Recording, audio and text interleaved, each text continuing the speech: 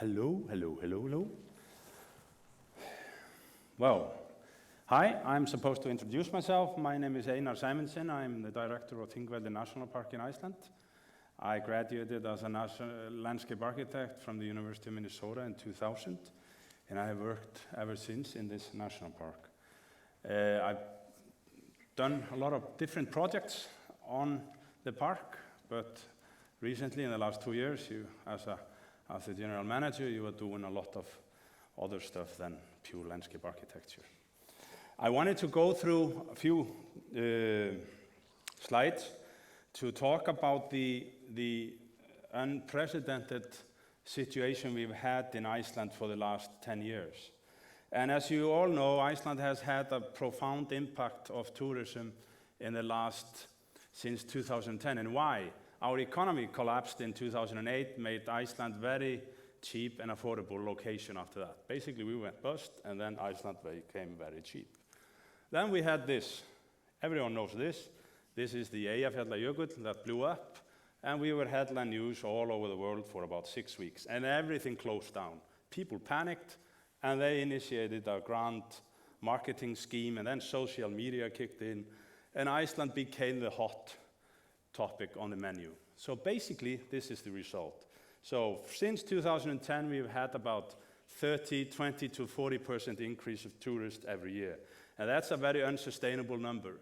And all the big sites in Iceland have had tourism crowds crowding upon these sites, mostly in the south and the west and the region around Reykjavik.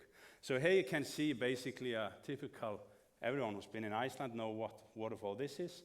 You know, a nice waterfall, but for many years this has been the scenario.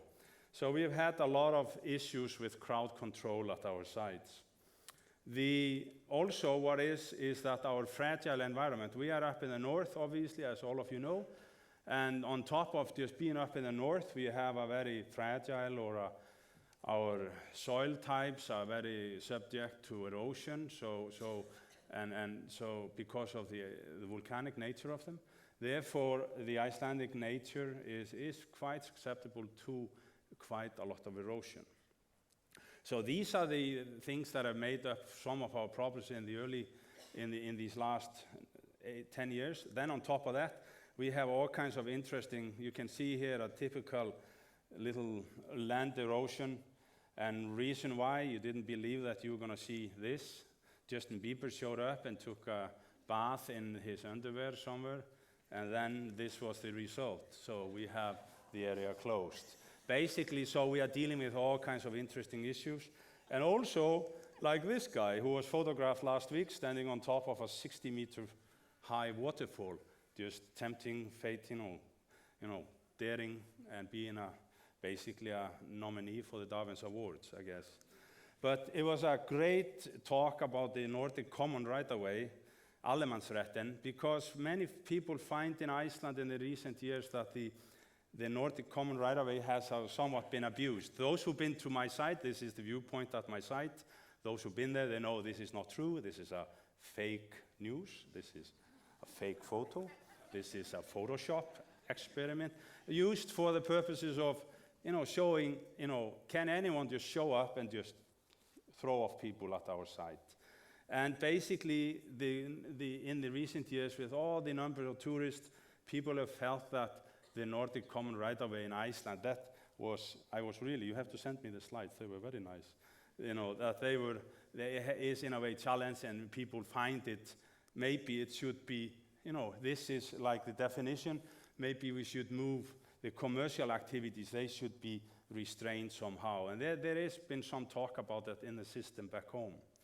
But all this notion of the using the land and all the number of people has made all these questions arise in the recent years in the most visited sites. How many visitors can we have to each given site? How can we assess it? How can we monitor it? And it's come about that the state and the government has lacked proper, authority often to step in and just cull the numbers. And how do you manage access? How do you set up numbers to each site? all these different points there, they have actually been very hard because the state and the legislation hasn't maybe made a full, proper, we haven't had the mandate to do it. This site is in my national park, the Divers, a very popular dive site. We have about 60,000 people visit the dive site in our national park.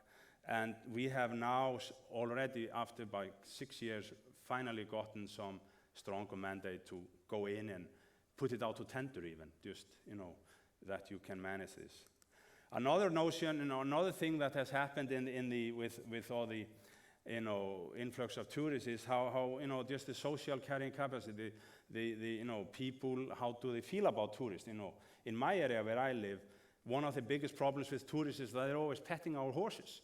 They drive down the countryside, they're not doing it here, but they are stopping roadside and they're causing all kinds of traffic problems and petting the horses. And just to give you one of the social intolerances that we have locally in my area or generally in Iceland, that's just a minor thing, but all the interesting ways that the tourists behave, that's very irrational often. They just stop roadside, they see a cloud and a mountain that I see every day, and they take a photo and they stop all the traffic. And so there are all kinds of interesting challenges that come with all the number of tourists. And then it's also a question of funding. Who's funding the whole lot? And there is a lot of sites that are in a private ownership. The land is there, but then it kind of coincides with the Allemannsretten. And there are some, in some places in Iceland, people said, this is enough. I'm just going to charge so I can pay for the, infrastructure and etc. And this has been, in a few sites in Iceland, this is happening. But the public, the state, is now pouring in a lot of money into this field.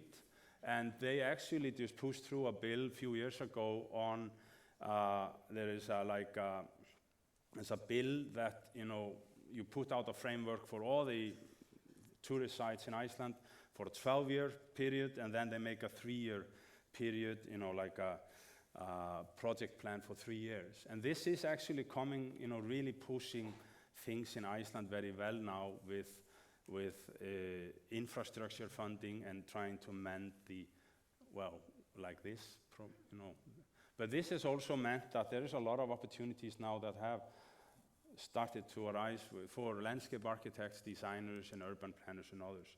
And then it's a question, how do you have to design for everything? This is a photo I took in my park.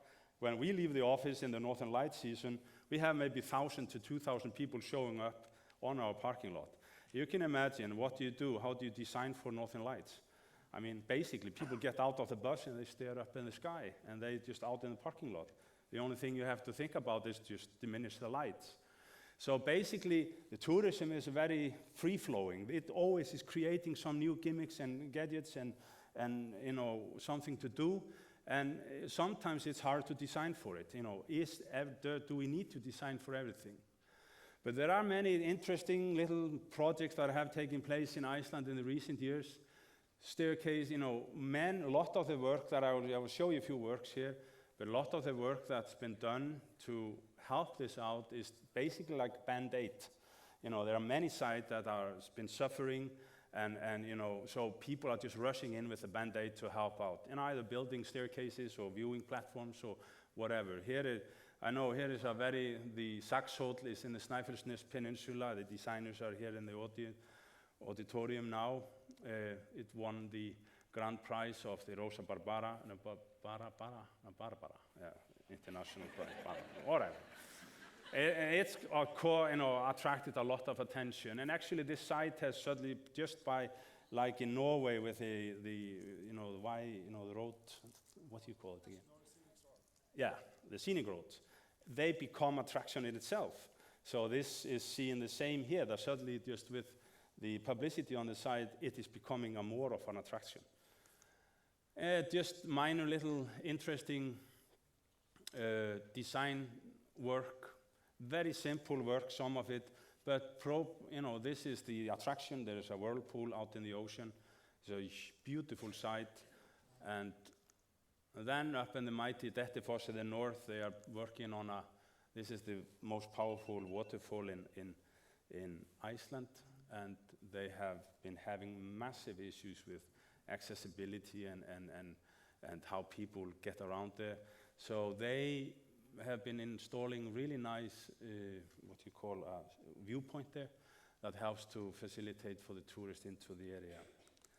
This is at the site. This is those who've been to Thingvellir National Park, they recognize this viewing, but this is the, if we could get a penny for every photo taken there, we would be a very rich national park. This is like 1.5 million visitors take a photo there. And then another little installation is at the waterfall in our park.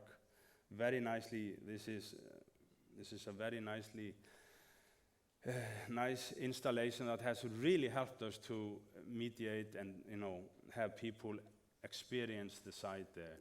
And it looks quite broad there from this view, but no one sees it from there. But from when you have 50, 100 people on the boardwalk there, they hang around there for quite a while. The most simplest things have been helping us, just like these little simple fences.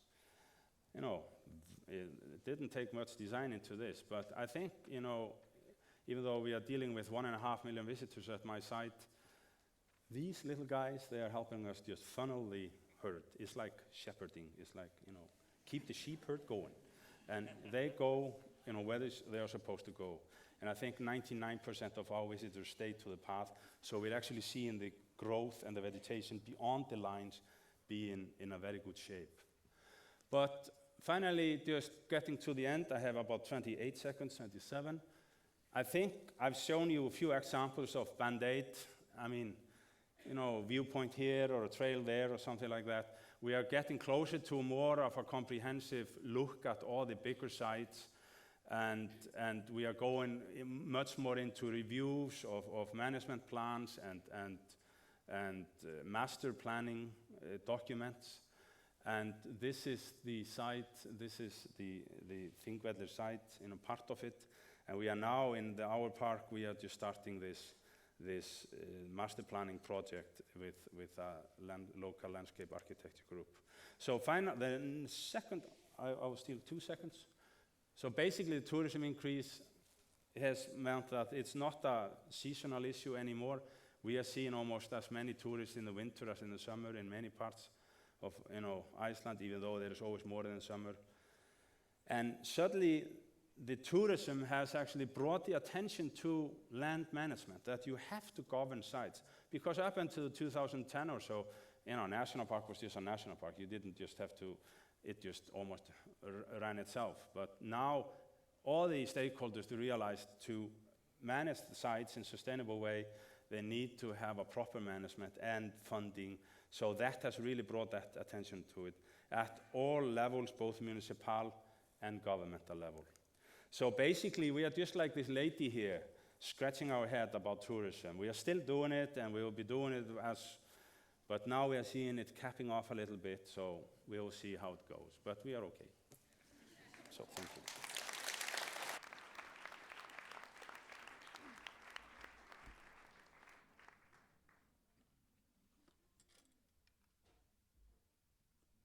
Hello.